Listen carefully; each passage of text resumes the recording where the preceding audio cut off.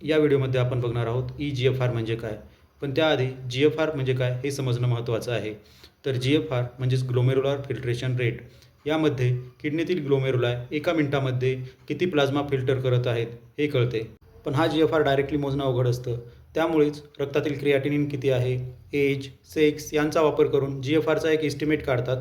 त्यालाच estimated GFR म्हणजेच estimated glomerular filtration rate असं म्हणतात. तर हा EGFR का तपासला जातो?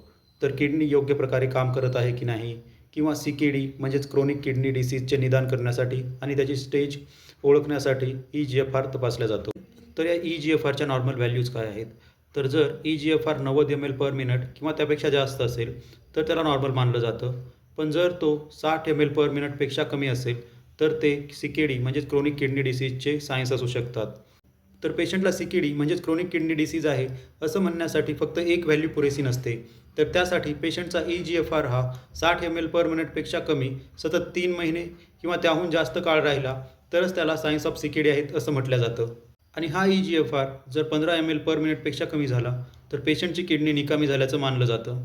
तर पुढच्या व्हिडिओमध्ये बघूया EGFR कमी येण्याची कारणे काय आहेत.